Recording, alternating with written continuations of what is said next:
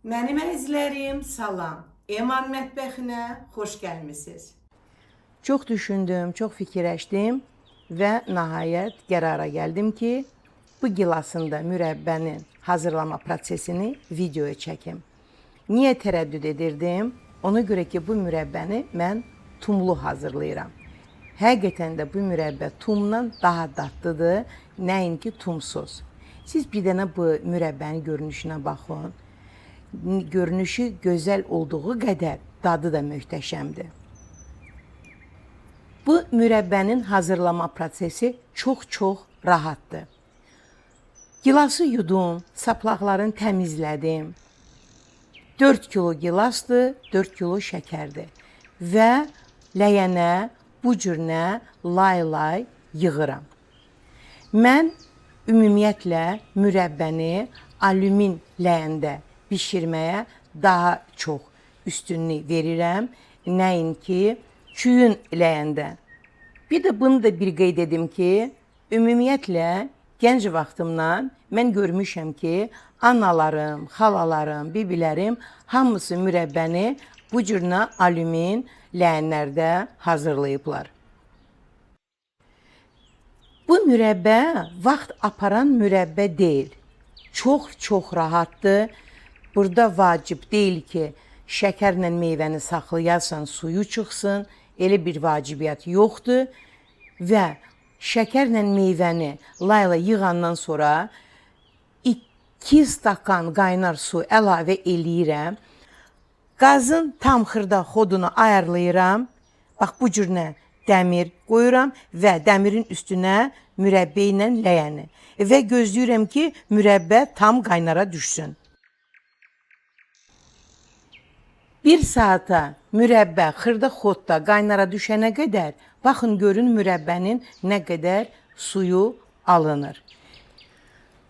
Qazın xodun gür edirəm və gözləyirəm ki, mürəbbə qaynara düşsün. Mürəbbə artıq qaynara düşüb. Gür xodda düz 5 dəqiqə bişirirəm. Sonra tamam altın söndürürəm və gözləyirəm ki, mürəbbə tamam soysun.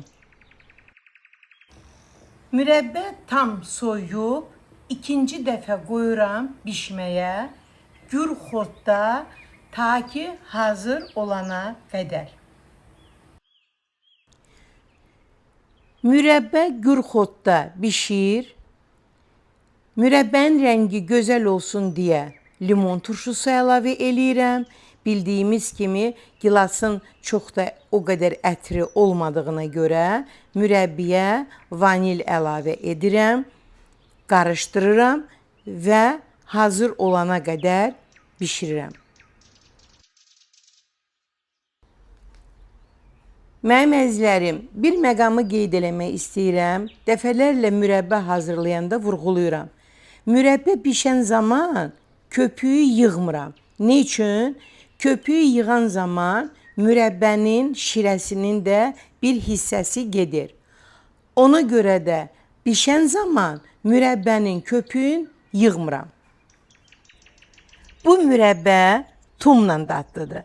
Amma əgər istəsəz, tumun çıxarda bilərsiniz. Bu sizin istəyə bağlıdır. Amma çox ləzzətli mürəbbədir.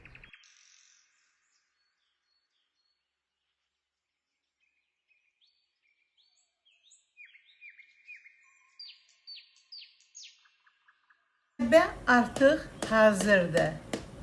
Və mən bunu necə bilirəm? Mürəbbənin şirəsindən salfetin üstünə belə damcılayıram. Və əgər salfet mürəbbənin şirəsinin özünə çəkmirsə, deməli mürəbbə hazırdır. Fikir verin. Damcı qalır. Artıq mürəbbə hazırdır. Və mən indi mürəbbənin üstündəki olan köpüyü yığacağım və gözləyəcəm ki, mürəbbə soysun. Mürəbbəni isti bankaya mən yığmıram. lazımdır ki mürəbbə tam soysun. Mürəbbə soyanda şirə də yığılır, bala oxşuyur. Və soyuq mürəbbə bankaya yığılanda təmiz çəksi olur bankada. Amma əgər siz qaynar mürəbbəni bankaya yığsaz, təbii ki, soyduqca mürəbbənin həcmi də yığılır. Mətbəx kağızın köməkliyi ilə bax bu cürnə mən mürəbbənin köpüyün mürəbbənin üstündən yığıram. Sadəcə olaraq çox ehtiyatlı olun. Mürəbbə qaynardır ki, əllərinizi yandırmayasınız. Fikir verirsiniz, bir ucundan qaldırmışam ki, şirə qaynardır, barmaqlarım yanmasın. Və bu minvalla köpüyü yığandan sonra mən mürəbbəni qoyuram, tam soysun. Mürəbbə tam soyandan sonra yığıram bankalara və qaynanmış qapaqlarla mürəbbənin ağzını bağlayıram. Və gözəl nəticəmiz. Çox dadlıdır, çox ləzzətlidir. Bunu bilməkdən ötəri bu mürəbbəni hazırlamaq lazımdır. Və ən əsası da bu mürəbbənin hazırlama prosesi çox rahatdır. Fikir verin, tumunu çıxartmırsınız, vamla qaynara düşür, vaxt aparmır və ən əsası çox dadlıdır.